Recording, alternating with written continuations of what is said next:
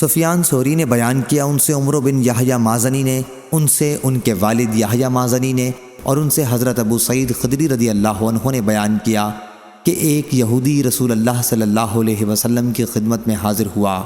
اس کے منہ پر کسی نے تمانچہ مارا تھا۔ اس نے کہا، اے محمد صلی اللہ علیہ وسلم، آپ کے انصاری صحابہ میں سے ایک شخص نے مجھے تمانچہ مارا ہے۔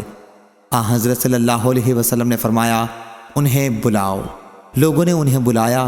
پھر آپ صلی اللہ علیہ وسلم نے ان سے پوچھا کہ تم نے اسے تمانچہ کیوں مارا ہے؟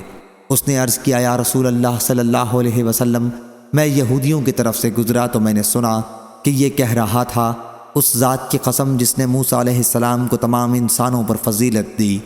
میں نے کہا، اور محمد صلی اللہ علیہ وسلم پر بھی۔ مجھے اس کی بات پر غصہ آ گیا اور میں نے اسے تمانچہ مار دیا۔ حضرت صلی اللہ علیہ وسلم نے اس پر فرمایا، مجھے انبیاء پر فضیلت نہ دیا کرو۔ قیامت کے دن تمام لوگ بے ہوش کر دیے جائیں گے۔ سب سے پہلے میں ہوش میں آؤں گا، لیکن میں موسیٰ علیہ السلام کو دیکھوں گا کہ وہ عرش کا ایک پایا پکڑے کھڑے ہوں گے۔ اب مجھے نہیں معلوم کہ وہ مجھ سے پہلے ہوش میں آ گئے یا طور کی بے ہوشی کا انہیں بدلہ دیا گیا۔ صحیح بخاری حدیث نمبر 4638۔